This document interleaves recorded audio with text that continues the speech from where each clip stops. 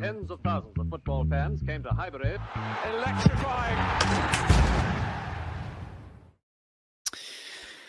Yes, guys, welcome back to the instant reaction to an absolute classic Arsenal game. Arsenal 2, Port Vale 0. We are through in the Carabao Cup, and that is all that matters sometimes in these sorts of games. I'm here with my boy George. How are you, good sir? I'm good. Scintillating experience. Scintillating experience at the insert Port Vale Stadium name here. Yes, let's just jump straight into it. Got probably not loads to discuss, but some talking points I think from that game, and some stuff to get into. My headline, George, and this is a little bit rogue. It's something we don't normally do. Is shout out the away fans. That was my main feeling throughout that game. I think there was some stuff. Obviously, there's stuff to get into from the football perspective, but 3,000 people to take that journey up to, I think it's above Stoke, or it might just be below Stoke, but it's certainly a long way away. I could hear them all night.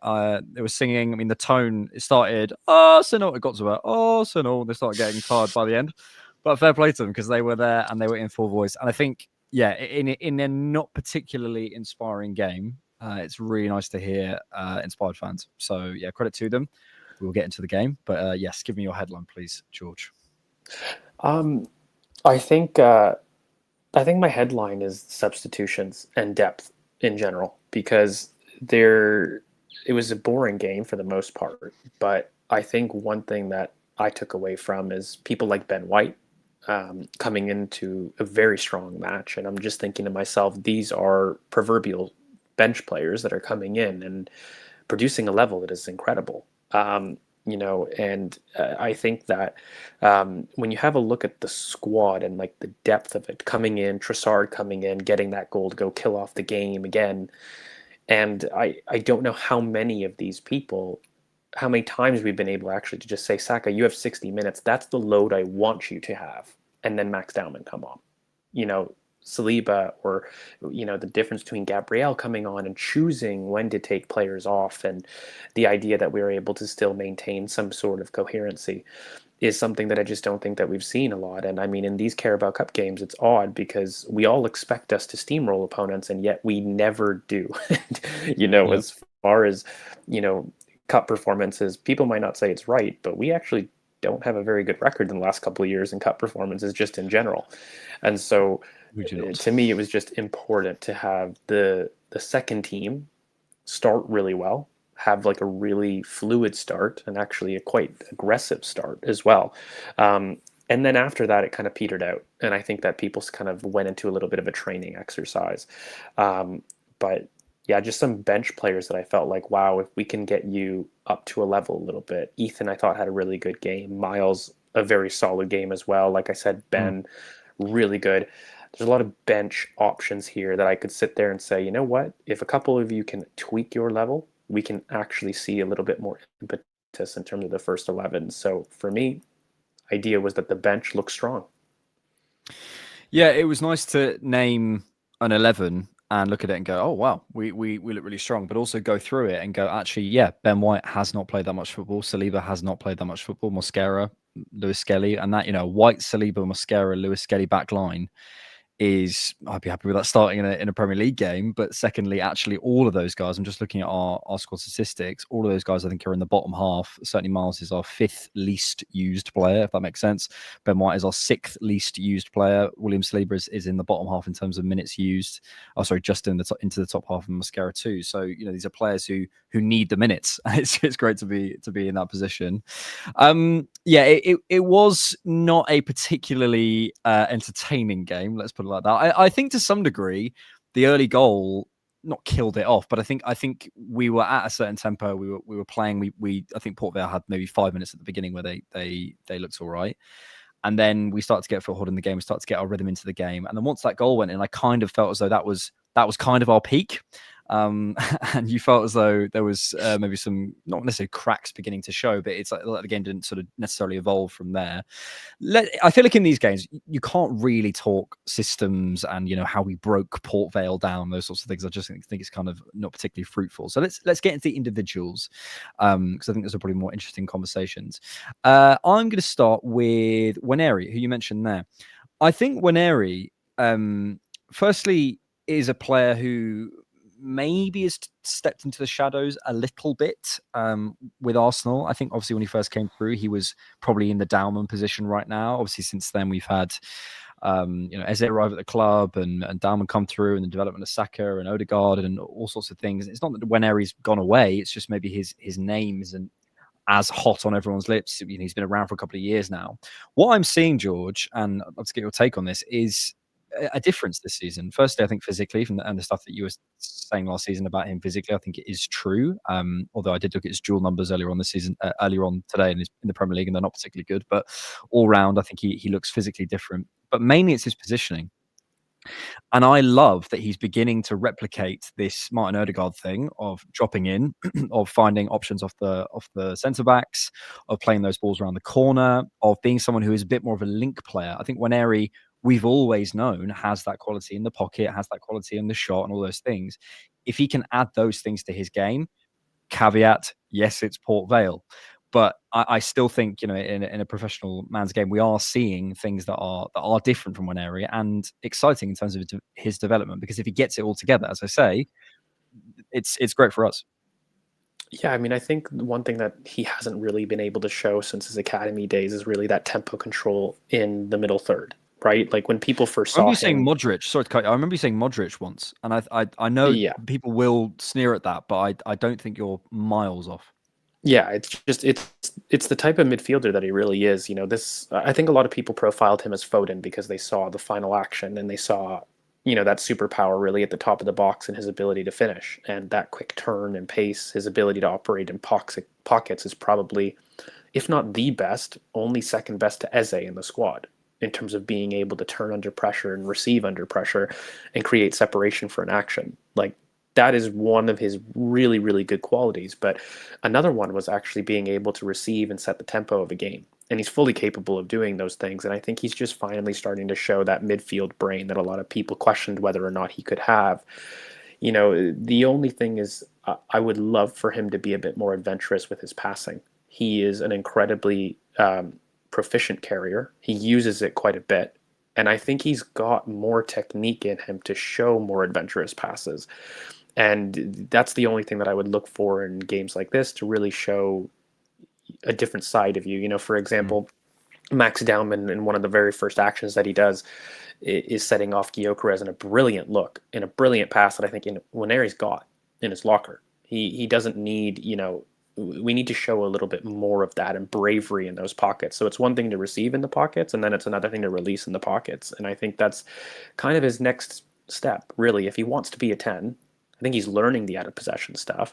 I think he's always had a lot of the technique, and he's really good with possession. Nwaneri will never lose the ball, but it's more about taking that extra impetus, that risk-taking effect, because we know he can carry, he can receive in the pockets and do a brilliant shot. We know he can test the keeper, and he can be a real nuisance. And that first 25 minutes, he was a nuisance along with Ben White and Saka. Like, that side was purring, and it was doing some really interesting things.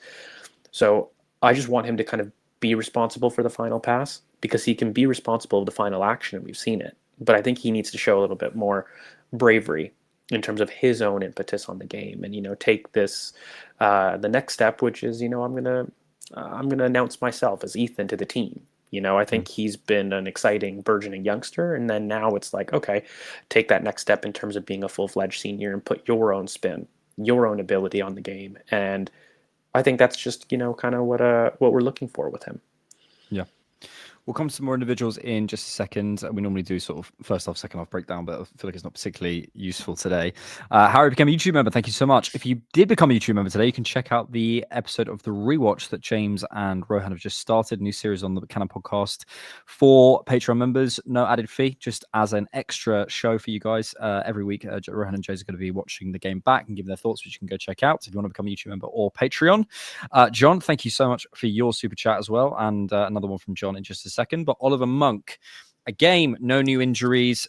Oh, yeah. I mean, I was going to say, is that something we celebrated? It is this season. We do. Good rotation and minutes for bench players. A goal for Eze, Norgard 90 minutes. A lot of positives, I think, from this game. Yeah, it wasn't. Look, it wasn't the most interesting game. It wasn't. I don't think we can sit here and go, and take loads from it. But I think to come through it, to ultimately, I think we're going to the draw in 8 minutes. We'll probably hear about that live. Get into the next round of the Carabao Cup. We've seen slip ups before. We've gone a long way. I always think it's worth saying in these situations, you're going to these northern towns in the UK where this is not disrespectful. This is probably their biggest game of the season. And to handle that situation isn't always easy. It's assumed that it's going to happen, and it isn't always easy. So you have to give credit to that. The performance wasn't fantastic, but we can kind of get on with that if we get the result. John says, I'm done with Mikel. We needed to create more, and this looks like a tactic of passing around the box. I appreciate you both, but we can't keep ignoring it. Appreciate you too, John. George, are you done with Mikel? No, let me take that seriously. I suppose, John, I don't agree with you in terms of being done with Mikel, but I think the thing that I feel we may agree on is the creativity issue. It's a very small sample size, but in the Premier League tonight, in the Champions League, I think we're something like 6th for non-penalty XG, and over 50% of that is from set pieces. So, God knows where we are in terms of open play XG. I think our most player with the most XG in our squad in the Premier League is Victor Gyökeres, and second and third are Timber and Calafiori. You could go down the argument of, well, our fullbacks are threatening, whatever, but I think you're tying yourself in knots there a little bit. In terms of shots, I think we're below Wolves. Look, George, it's early in the season. We've gone away to Manchester United. We've gone away to Liverpool. We played Man City. There's been injuries. There's so many caveats, and it is a very, very small sample size. But I don't think creatively we've been at our best. How do we get there? I struggle with this because I've seen a lot of opinions about it, and to me, I just feel like we're projecting a bit. When I have a look at the creativity and when I have a look at the issues that we've had this season, I haven't seen necessarily that be an issue at the start of our season. One thing that I really want us to do is improve some of our turnovers from shots, improve some of our transition inevitability. But even from that, you don't think creativity is the issue, really? No, I don't think that we have had an issue in terms of our creativity this season. One of my biggest things that I think we've had an issue with is making sure that we control the tempo of our play. Every time we've turned it on, we've been able to cut through teams. But the problem is I feel like we lull ourselves in this U-shaped pattern. And it's not a lack of ability in creativity. It's not a lack of, being able to cut through teams. It's about us being able to turn on our tempo, deciding when to do that. And I think really for me, when I look at some of the biggest things is, I think United was probably one where I felt like we could have done a little bit more, but I look at some of our other ones. Some of our other games, and I haven't seen an issue in terms of our creativity, really. I think a big thing for us has been making sure that we're creating quality transitions, making sure we're completing some of the cons that we haven't necessarily seen from last season. I don't think we've created enough transitions from shots. I don't think we've created enough inevitability in our transitions either. Those are things that I just think that, we haven't done. And we've got the tools for, but we haven't really been able to show or see necessarily. So that isn't really something that I'm looking at too much in terms of an issue right now. And I find it difficult to get any kind of pattern, especially with the sample that we've got. We've got two lower league teams that we've done really well in terms of our output. Then we've played really tough games against the top six. Very different games, completely different games. And I mean, you've got sample of 2 and a sample of 3.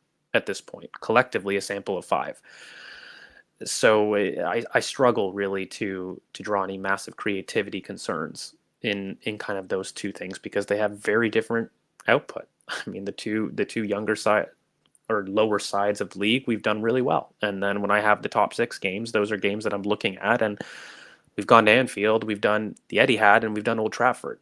I mean, 2 of those are really difficult fixtures in which even in the top 6 we've historically struggled with. So I don't think I'd be honest if I'd said that I've got enough of a sample to sit there and say that it's a big concern right now. But I think it's been a concern for 18 months with this team. And I think a lot of people want to see something hit them in the face at this point because it's been an issue for longer than 5 games. I think that's why I don't necessarily agree that it isn't an issue, because I hear the sample thing, and I know what you're saying about maybe the reasons behind it, but to not be necessarily concerned about the creativity at this point, or maybe to be pointing to specific aspects of it, I think it's not only the tempo stuff, it's not only the transition stuff that you're referring to. I think it's all aspects of our creativity that I am concerned about. And ultimately, whatever you believe the issue to be, however you think the sort of the road that we've got here is, whether you think it's all about the central access, or you're sat there and you think it's all about we're not creating enough, high turnovers, or whatever it is for you, the fact is we are behind Wolves for shots. We are behind Everton for non-penalty XG and things like that. And I think the small sample size caveat to that, and the injury caveat, I take this season definitely, but because, as you say, it's been a big issue over sort of 18 months or so, I look at it less, the caveat issue. We'll see, basically, I suppose. I hear what you're saying, but I think it is a concern for me, certainly, and ultimately we just need to see how it plays out. Where do you see, like, say against Newcastle this weekend, what would you be going in and focusing on from a creative perspective to, ultimately, however you think we've got here, we have the numbers that we have. So how would you be fixing that against Newcastle? Well, I think against Newcastle, I'm looking for us to create transitions against a physical mid-block that's frustrated us for pretty much 2 years, really. And I think when you look at the quote-unquote creativity issue, it's not just about territory, it's about making sure that we're creating threatening situations. And I think that we haven't created enough threatening situations against Newcastle for 2 years, really. And we let them play our game. Like, we get bullied out of midfield, and I think that we also don't play our game against Newcastle. So for me, it's be about more playing our game against this type of team. I think St. James Park has been a really difficult ground for us to go to and to play a game that we normally would be comfortable with. Newcastle come on us, they press us, and we have succumbed to the pressure quite a bit. And so I would be looking for us to make sure that we have our build-up strong, that we're able to cut through them.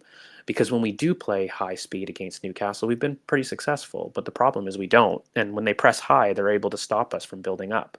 And that's been a problem against Newcastle for 2 years. So on that specific game, that's kind of more of what I'm looking at.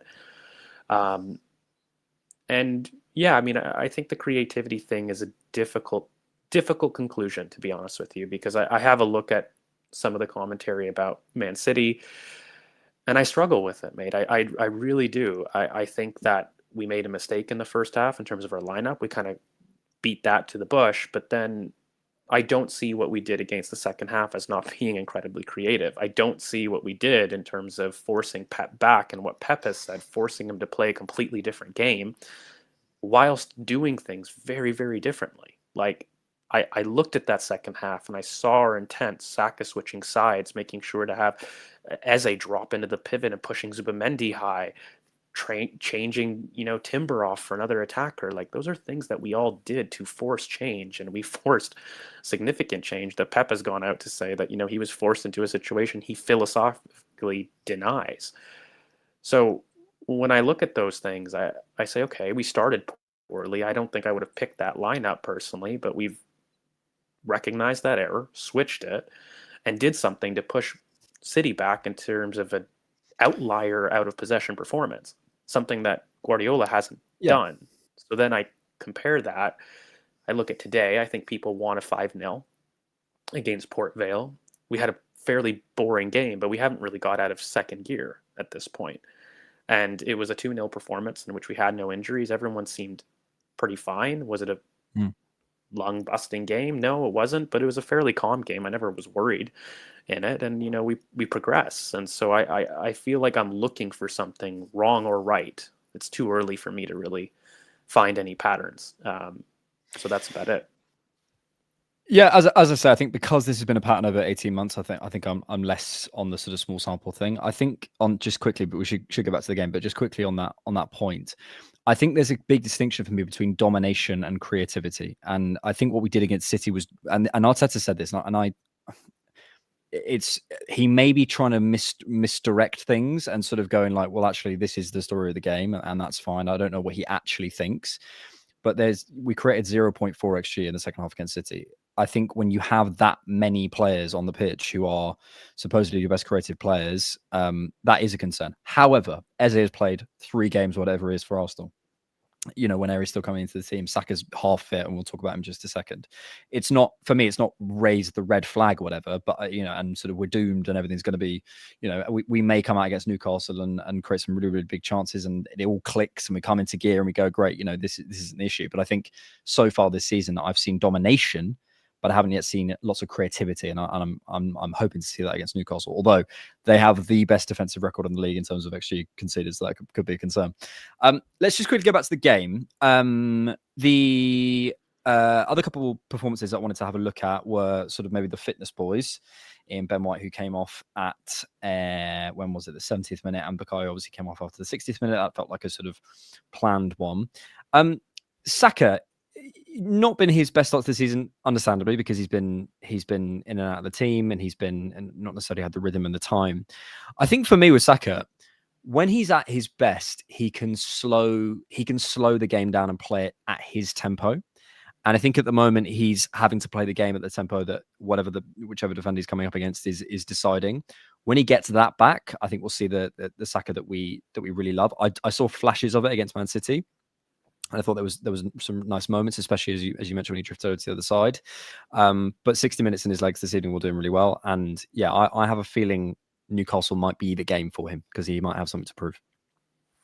Yeah, Saka looked to me to be protecting himself today. Like I don't think I saw somebody. Like I didn't see his City cameo. For me, the City cameo was incredible. I talked about it on the IR, but here it seemed a little bit more take care of your touch, take care of your pass, take care of your body as well. And I didn't really see him push too much. And it was more just about getting minutes in the legs and more of those things with Saka. And I did think the first 25 minutes was actually very good from that entire right-hand side. Ben White, Nwaneri, and Saka, there was a lot of really good interchange. And a lot of good decisions because I felt Saka was higher in this game. And I think what I don't like is when Saka drops incredibly deep because it means that we're not able to progress well and we rely on him to do both. I felt that he could stay high and he could actually exploit some of the last line running, which was really good. And I thought Ben's early balls into the channels there was good. So we got to stretch his legs a bit. It was kind of a quiet game from him. And I thought that he was kind of looking after himself, preparing for the battle that I think he's due to experience. But nonetheless, good legs, got 60 minutes in, and we move kind of thing with him. I think it's just about building fitness because, he's had a stop-start last 6-8 months. And Saka's also one of those like Rice who I feel starts seasons slow. Like I feel like I've had this conversation about Saka and Rice until about October, November, and then they both just go on this incredible run of consistency. So it's just about building up legs and building himself up for the game, I think. Yep. While you're speaking, we had the draw that happened for the Carabao Cup. We are facing Brighton at home in the Carabao Cup 4th round. Not the easiest fixture, just to read out the full 4th round draw. Arsenal at home versus Brighton. Man City go away to Swansea. Cardiff are away at Wrexham. That'll be an interesting one. Wolves are at home against Chelsea. Grimsby are at home against Brentford. Newcastle are at home against Spurs. Liverpool are at home against Crystal Palace. That'll be an interesting one. Wickham are at home against Fulham. Immediate response to that? Brighton one? That could be interesting. Honestly, I used to think that's a problem, but I mean, we've got a squad to deal with this. You know what I mean? Like it's some of those expectations. I think it's one of the harder ones you could have, just factually. It's a good team. It's a team that we've struggled with in the past, and it's probably one you don't want. If everyone was kind of an Arsenal, like an honest Arsenal fan about the draw, they would have rather had a Newport in the next round than a Brighton. But we don't, and so we move. And at that point, like I'm not really in the business right now. Once we get the draw, of basically saying I wish I had something else, because I think that's kind of normal analysis. But I think now that we've got them, I think it's just an opportunity for me. And really for Mikel to show that he's able to get over these games. because the Brightons, the West Hams, the Fulhams, the Palace, this is where, when you ask me creatively, where do I look at? I look at these games. If we're able to show something different in these games, that's what has let us down in the last couple of years for me. So for me to see change, these are the types of games. So the more that they're there in terms of sample, the more opportunity I see for us either to improve or to show that we've got over our issues of the past. Yep. Let's finish on one more performance from this evening before we sort of close off. Christian Mosquera. I know it's Port Vale. I know it is, but he just looks absolutely mustard. He looked like the line leader in that back line alongside Saliba, and I find it interesting that he's come in at this time for Saliba, and I don't think, I believe in sort of the right timing of these sorts of things. I think Saliba needs someone to push him. I think he's not got incredibly comfortable or whatever. I don't think that's fair. He's shown unbelievable levels, but I think maybe what he hasn't had, he's had people to chase, but he hasn't had anyone chasing him. And I wonder whether there is a new level to come from Saliba, a level of urgency. When we saw the ball forward from Trossard, that's not something I've to Trossard. Sorry for the assist. That's not something I've necessarily seen him do enough. And I think he could show more risk in possession.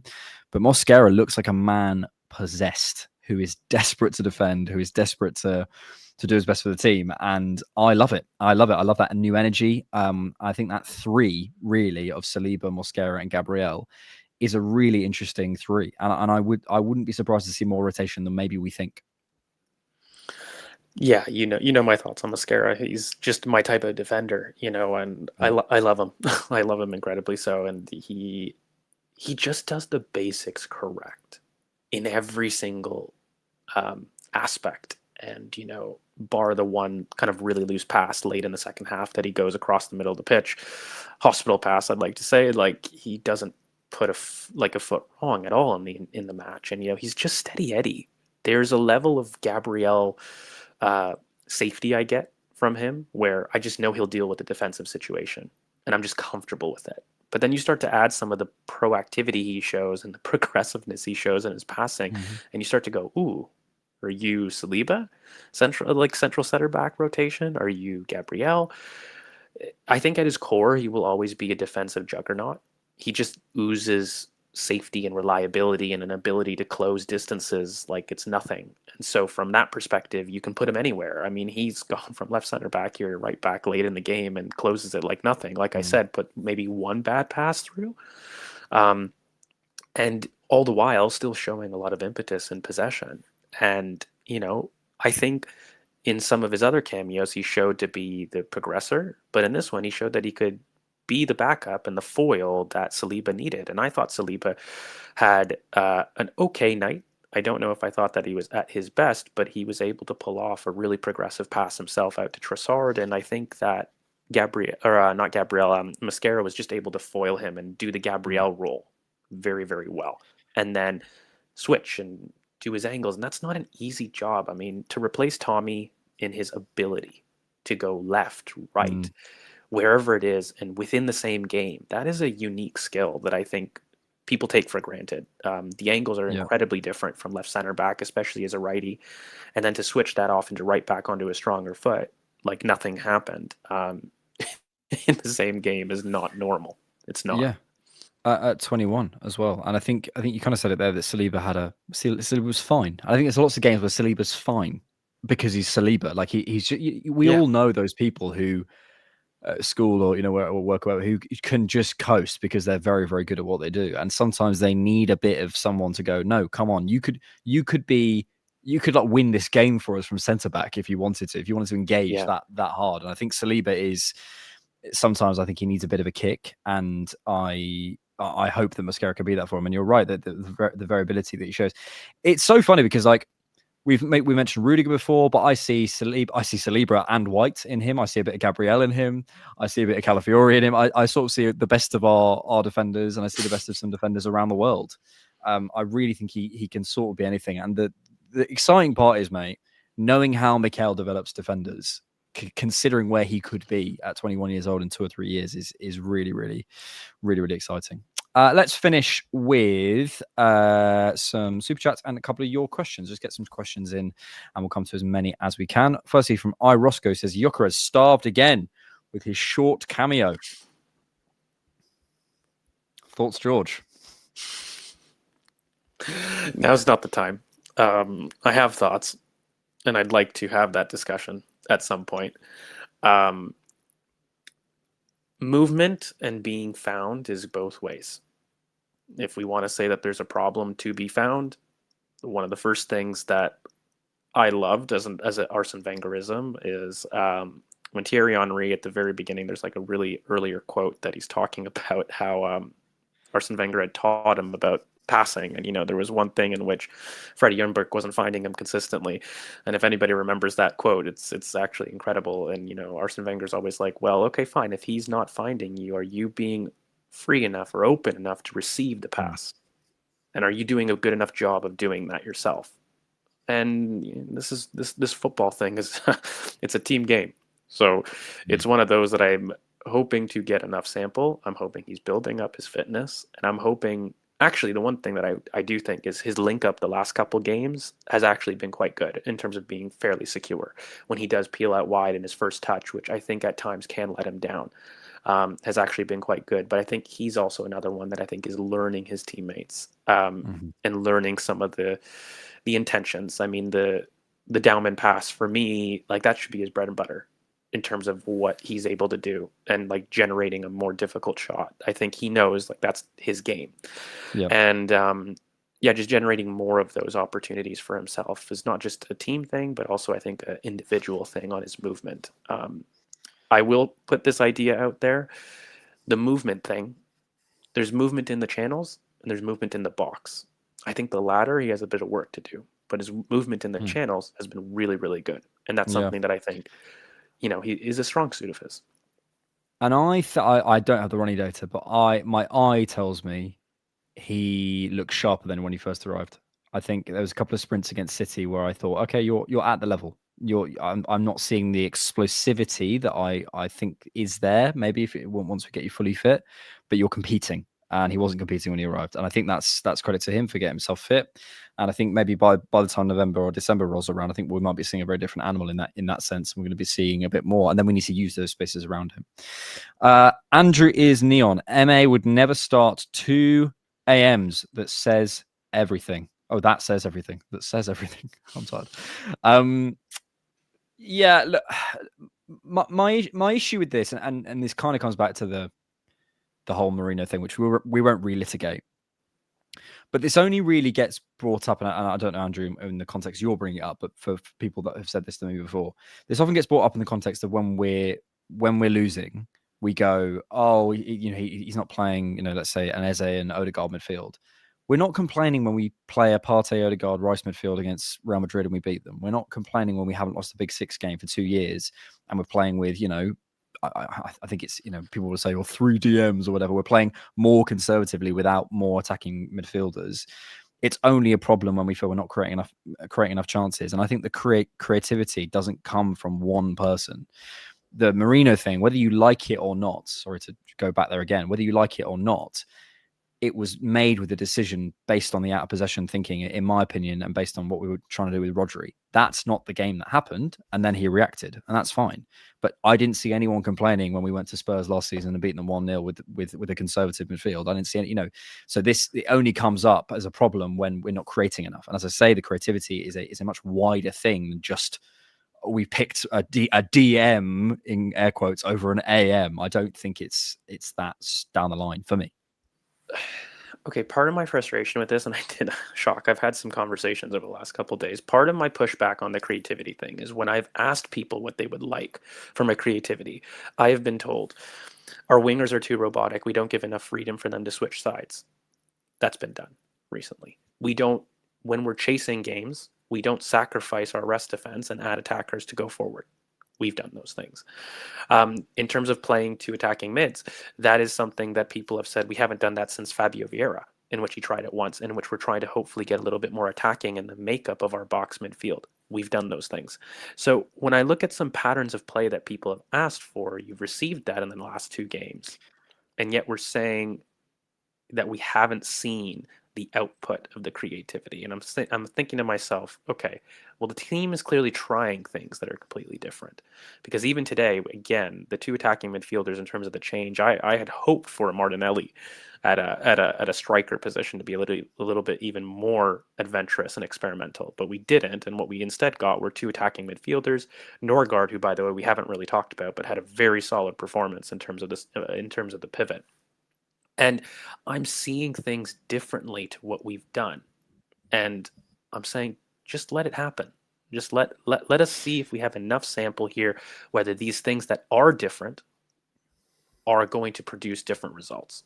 And that's kind of where I'm at. I hear your point, but I think firstly, you said it yourself, it's a game against Port Vale and a half against Man City, and I don't think that's enough for a lot of people. And secondly, and we have to wait and see. You know, and this is why I'm not saying we've got this big creativity issue, we've got to do X, Y. You know, we have to wait and see. But I understand people who are saying about the creativity stuff. I think on just specifically on the midfielders, like, you know, I don't want to re-escape the Marino conversation. It feels like we're sort of heading back there, but it's always a balance. And for me, the creativity stuff that I would want is much more related to tempo. Maybe we saw it a little bit better in the City game, but I thought this evening we took a step back from that regard. So I'm not. Yes, we are seeing certain things. For example, he did make those changes in the second half against City, which we spoke about on the main podcast. But then this evening, you know, I haven't seen sort of the fruits of that necessarily, but it's a game and a half, so we just have to wait. But I don't think it's fair. I think it's hard to sit on the fence and go, I don't know. Basically, it could be an issue and it might not be an issue, but I think the numbers that we have for me lean me a little bit further onto that side of the fence, if that makes sense. Yeah, no. Like I understand it. I mean, I think this has been a question mark for longer than 5 games. I think my one thing is we all agree that we bought tools to address it. We haven't seen the tools function, and then we've done different things, but we've also haven't let it breathe in terms of whether or not it's been able to. And if I'm being honest with you, a lot of the creativity concerns for me have come against teams that are outside the top 6 and against physical mid blocks. Those are the times in which we haven't been able to be creative. And those tests are coming up. So for me, like, I'm looking kind of like what I said on the main pod, these next 4 games are very informative for me. This is where I'm looking to see whether or not the creativity has changed. Not necessarily Anfield, the Etihad, and looking at this sample, because the other games that we have had, we've done really well in that aren't the top 6. We've scored 5-0 and 3-0, and those are just 2 games. It's too small of a sample to sit there and say, see, you're right or you're wrong. So these next 4 games to me are where I'm going to be a lot more stringent on, because these are the exact type of games in which Arsenal need to go out and make the 3-0s, make the 4-0s, make the 3-1s. Yeah. You start doing it against these next 4 games, I think people are going to start to say very different things about the creativity. And, you know, likewise, if they don't, it's going to be a problem that we got to address, because I think that's what has failed us when we lose in clusters and when we lose against those things. It's that is the type of team that has held up this team from achieving things. So I'm just awaiting to see the performance against them. I hear that. Big Cheese, underwhelmed, but unconcerned. Big up TCP. Thank you, Big Cheese. Appreciate your super chat. George said MA was scarred. I would like elaborate, says Soon. Scared, maybe? I don't know if I said I don't know about that. I did say that Mikel was scarred. Elaborate. From City, but on the last pod, you know, in terms of his 22-23, in terms of some of those games against City, he was scarred and changed his play, but I don't think he's scared, so I don't really know. I probably have to have a clarification on that comment. Scarred or scared? Well, this evening certainly happened. Arsenal certainly played a game of football, and it was against Port Vale. All those things are true. We're through to the 4th round of the Carabao Cup. We're playing Brighton at home, which I think is on the week of the 27th of October, something along those lines. So we will be back in the Carabao Cup for then. Hopefully we can go on a decent run in the Carabao Cup. It's been a bit of a problem for us in the last couple of seasons. And as Whole Milk says, there's truly melancholic. Truly melancholic. Thank you all for joining us on the instant reaction to this game. Still over 1,000 of you watching a Port Vale instant reaction. Credit to you, TCP Live. TCP Ultras. Thank you. Scarred from City game, says Soon. just quickly? Yeah. I had mentioned that probably back in 22-23, in which some of our earlier attempts at being a lot more offensive, we got ripped apart by early City matches, and I think it really changed the way he outlooked his play. Like, I look at 22-23 and some of the fluidity that we saw, some of those games, they definitely scarred Mikel. But they caused him to change, and I think people are not liking that change. Let's put it that way. Well, I just think it's gone on too long. But anyway, we will discuss that another time. Thank you all for joining us on the Instant Reaction. Make sure you subscribe and like if you're watching us on YouTube, listen to us on Spotify, etc. Make sure you give us a subscribe on there, give us a rating, etc., etc.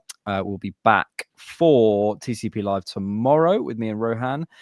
George and I will have a scouted episode out for you at some point this week. And then, of course, we've got the instant reaction to the Newcastle game. Loads of stuff going on. If you want to join us as a Patreon as well, you absolutely can do that. Thank you, George. Thank you, good sir. Thank you so much for watching. And thanks for keeping Arsenal. Tens of thousands of football fans came to Highbury. This was one kind of queue the ladies thoroughly enjoyed. Electrifying. Inspiration.